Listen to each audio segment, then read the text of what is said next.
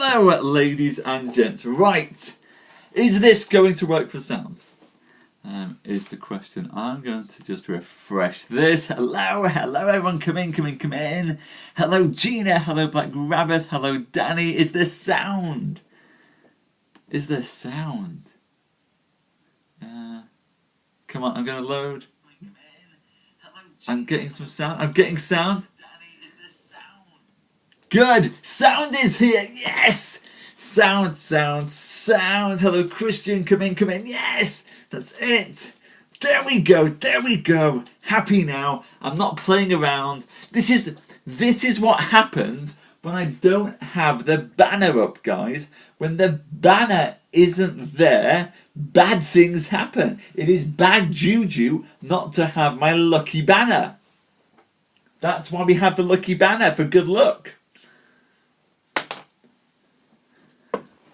The tradition for which goes back to old Yorkshire times in the Neolithic ages, when old, early Stone Age tribes of storytellers would adorn their huts with banners complete with motivational quotes. And those motivational quotes that they would put on the decoration of their houses would protect them from evil spirits and make sure, absolutely, Danny, that the good Stone Age houses had Wi-Fi.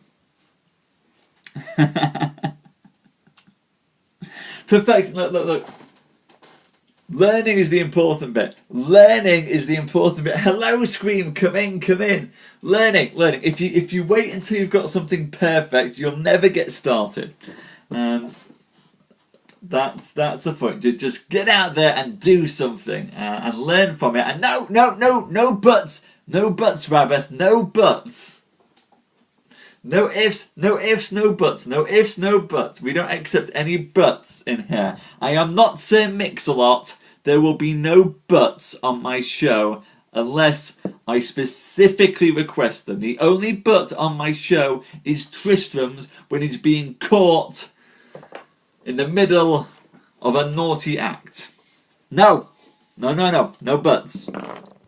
Hello everyone, by the way, welcome to tonight's shows. As you might have seen, as you might have noticed there, we've had some sound issues tonight, but we're almost sorted with the sound issues. Now, yes, Scream, almost at 1 million! Almost there! I'm not sure, we should celebrate 1 million. I'm not sure how we should celebrate 1 million, but we should definitely celebrate 1 million when we get there. We might even do it tonight. So thoughts at the end of tonight's episode on how we can celebrate 1 million hearts, because it's been a terrific quest getting there, which that's been there the whole time. The quote's been there the whole time. But almost at 1 million hearts, guys, which will be epic. With a drinking game. That's we should do the Morte D'Arthur drinking game. Every time Tristram forgets that he's in love with Isolde and shacks up with another woman, you've got to drink. Every time someone has smited, you have to drink. If people come together like thunder, you drink twice. If there's decapitation, you drink twice. Yes, we should.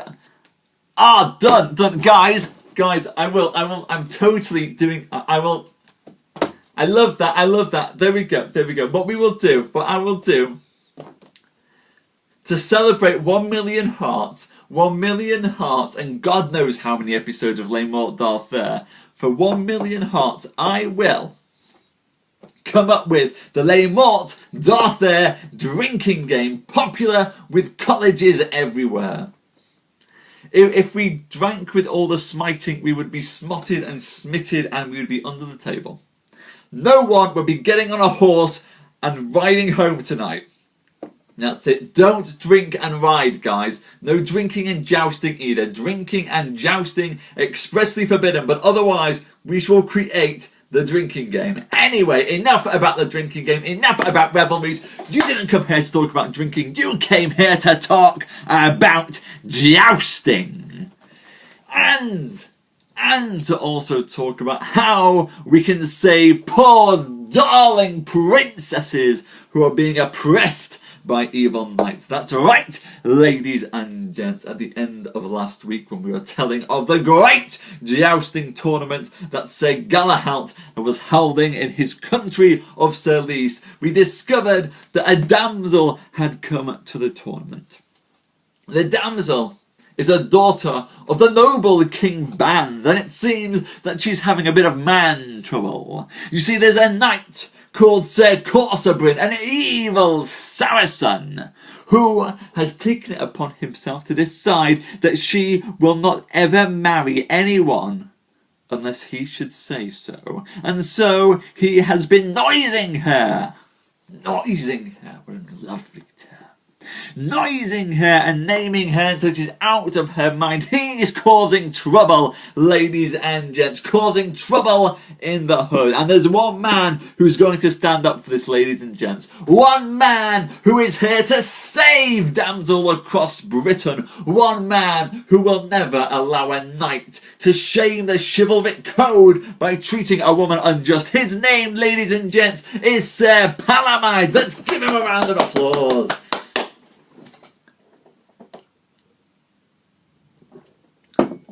And Sir Palomides, ladies and gents, is about to come and save the damsel's sight. Thank you, thank you. I'm glad you enjoy the show, Jasmine. I enjoy having you here. Welcome, everyone. By the way, hello, Glenn.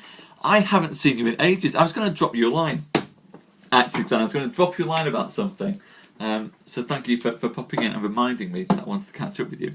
But welcome, Glenn. Come back in. We've got some serious smiting that's about to take place, everyone. So let's get in there. Are we out? Oh, come on, guys. More heart. We need to get to 1 million. We need to get to 1 million. I will, Glenn. I will.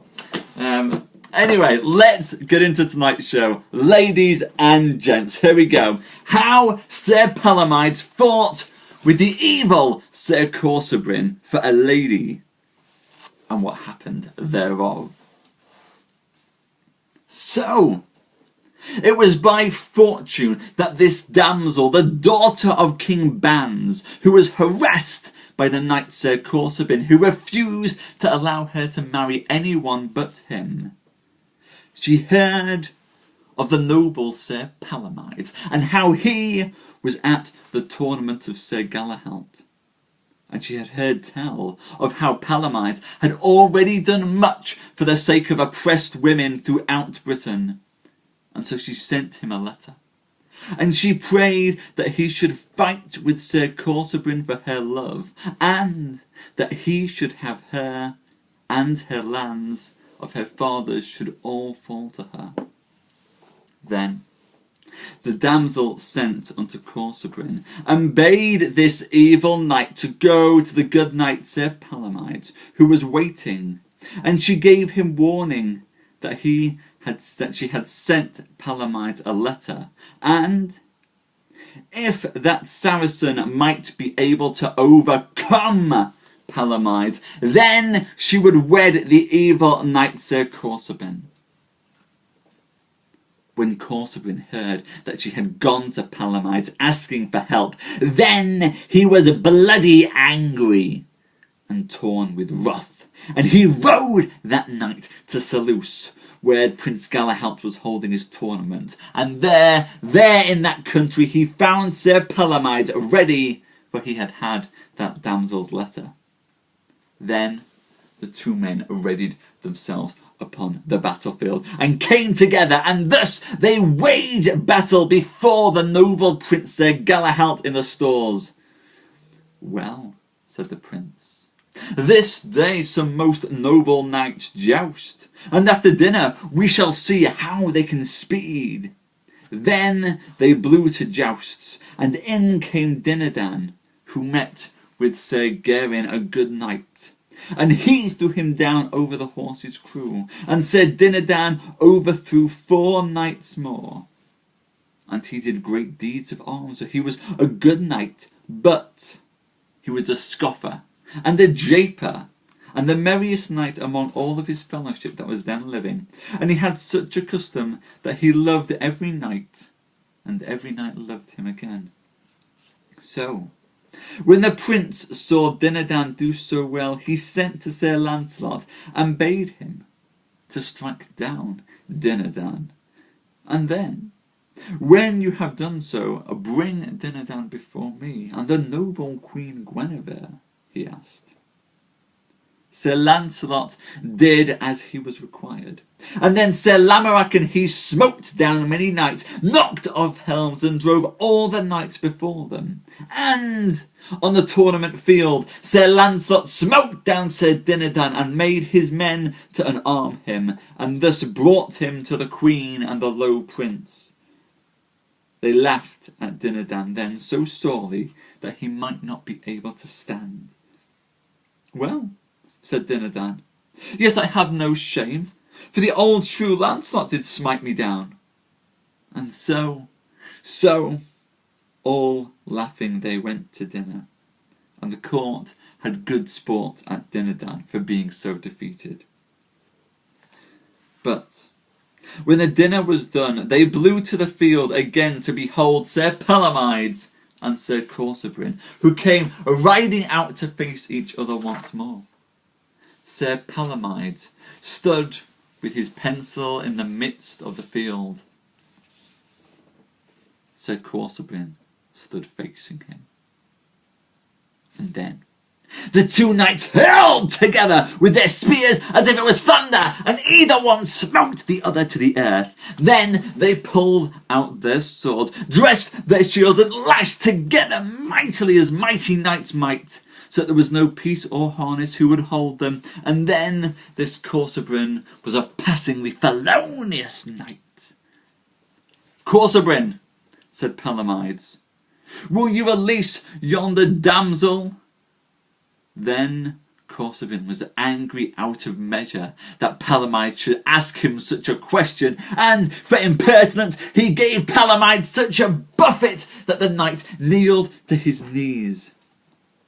But Palomides arose lightly, backed off, and then smote the evil knight Corsabrin upon the helm, and said, Corsabrin, yield yourself, or you shall die by my hands.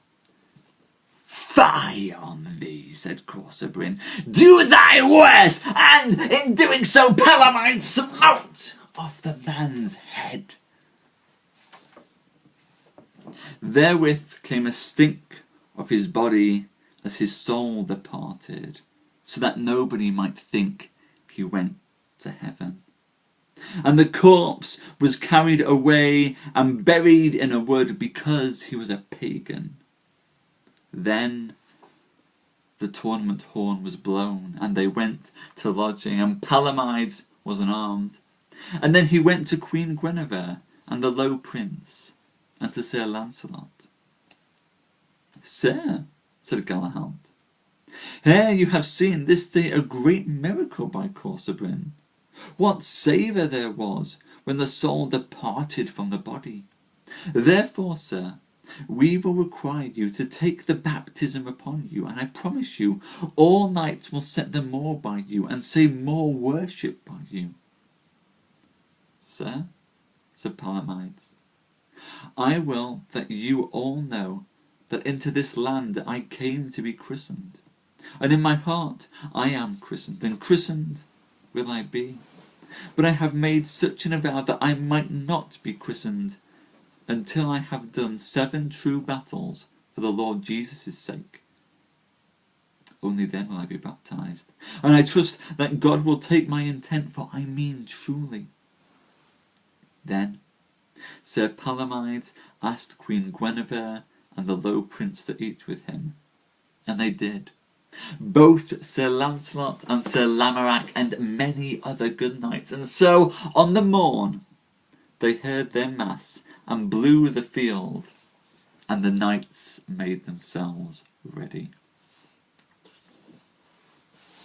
Halfway through tonight's tale, ladies and gents, and we have seen that Sir Palomides has defended the honour of that princess, faced off against Corsabrin, fought him, given him the opportunity to give himself up, and then, when he refused, he lopped off that man's head. I forgot my little pen opener.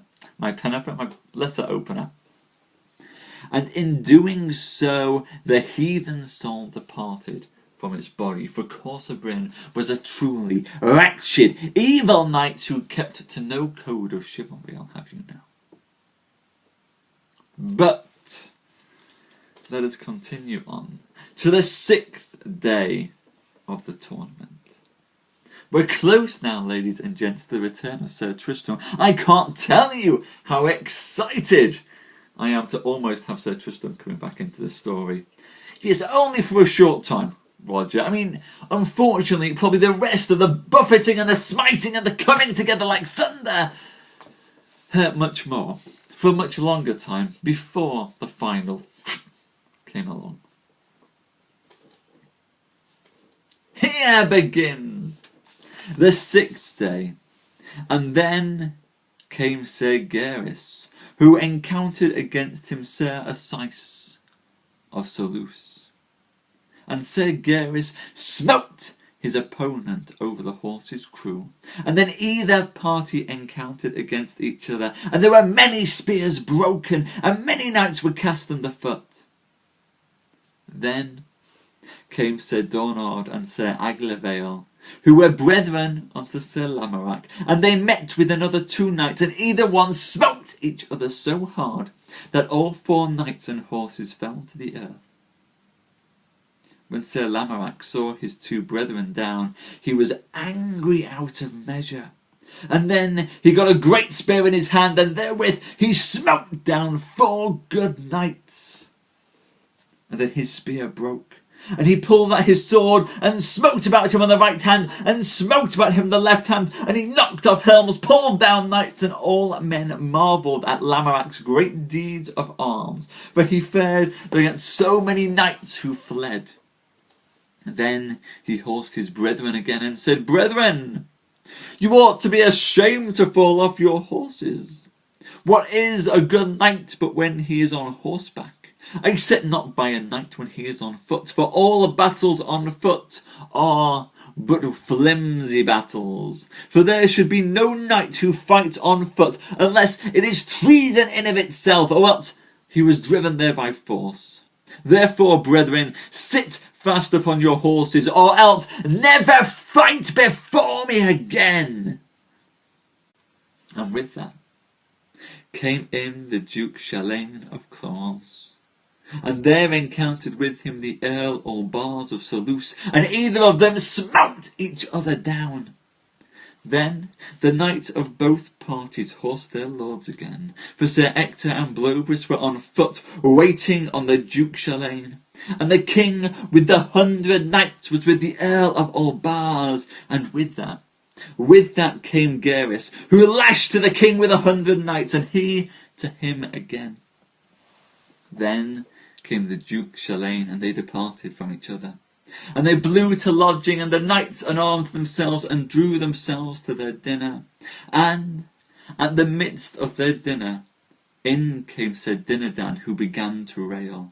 And he beheld the prince, and he seemed wroth with some fault that he saw, for he had a custom where he loved no fish, but because he was served with fish, and he hated that, and therefore he was not merry. And when Sir Dinadan had spied the hawk prince, he spied there was a fish with a great head. And he got between the 2 dishes, and served the prince that fish. And he said thus, Sir Galahalt, well might I liken you to a wolf, for he would never eat fish but flesh. The prince laughed at his words. Well, said Dinadan to Lancelot, what devilry do you do in this country? For here may no mean knights win worship before you. Said Dinadan, said Lancelot, I assure you that I do have no desire to meet with anyone or with your great spear, for I may not sit in my shadow when your spear hits me. And if I am happy, I shall beware of your boisterous body that you bear. Well, said Lancelot, make good watch. God forbid that ever the two of us should meet, other than at dinner.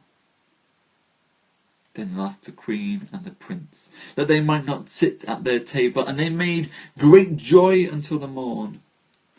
And then they heard mass and blew to field, and Queen Guinevere and all the estates were set, and judges armed themselves with their shields to keep them right.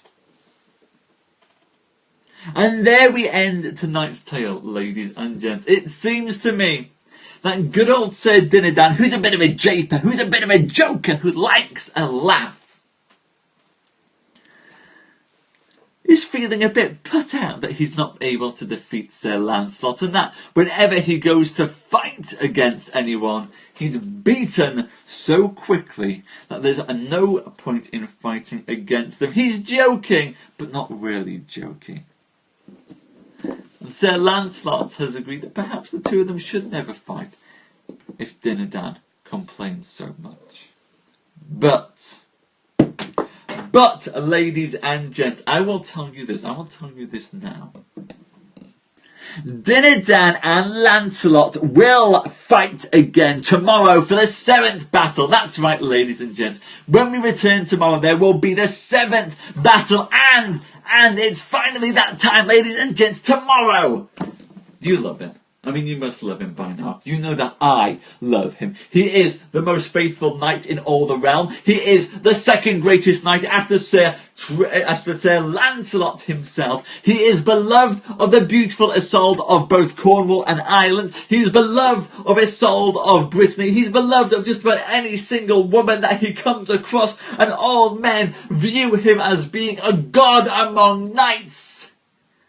Men want to be him. Women want to be with him. The only man who doesn't want to be him is King Mark, who is overwrought by jealousy over him. He has been threatened with death many a time and has escaped from its clutches. He has been dragged out to a chapel on the Cornish rocks, naked and surrounded by 100 knights and sentenced to death, and still, with no sword in his hand, has managed to fight himself free, fend off 100 knights, and flee into the countryside. He once spent 12 months running around the forest naked, saving sheep farmers from evil highwaymen. You know him, ladies and gents. His name is Sir Tristram, and he is coming back. He is coming back. Tomorrow night's show will have Sir Tristram. I cannot wait. You can see I like Sir Tristram, can't you? Sir Tristram is coming back to the Royal Melee in tomorrow night's show, ladies and gents. I can't wait. I hope that you will join me for then. Thank you so much for coming tonight. We had a wonderful turnout tonight. Had some great new faces coming through, some old faces as well, which has been wonderful. I have loved catching up with you all. My head does seem quite voluminous, doesn't it, Frank? The thing is, Frank, I've had, for the past month, I've had a very stressful month, and I haven't had any time off. I've been working first thing in the morning till about 1 o'clock at night, including weekends. But, Danny, I didn't mean it like that. I didn't mean it like that. You know I didn't mean it like that. I'm not going to put, that's very offensive. You know I didn't mean it like that. Familiar faces. So I go for familiar and much loved faces. We've had familiar and much loved faces tonight. But, where was I? Yes! I'm not so stressed. I managed to have the night off. I've had the first night off that I've had in a month. The first night off in a month, guys. So my hair, clearly is feeling, very, very light. Very fluffy, very laid back. That's what it is, Frank. It's not any conditioner. It's not shampoo. It's not any special routines. This is just a stress-free Simon. This is what stress-free does. Because I'm worth it. Anyway, thank you so much, everyone who came tonight.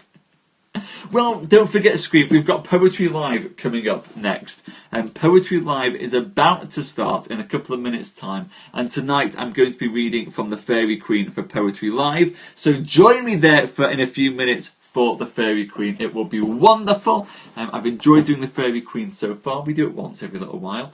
So can't wait to go and do some more Spencer for you tonight. That's coming up in a few minutes' time. So before I go, I would just like to say a massive thank you to Danny, to Gina, to Christian, to Karen, to Rosella, to Scream and Roger and Frank and everyone else who came tonight. It's been wonderful to see you. Lovely to have your hearts. Thank you for your comments. I will see you for the Fairy Queen in a few moments, guys. Bye-bye. And your scissors are always welcome, Frank. Just so long as they're not touching my hair. Ciao, scissors. Ciao, everyone.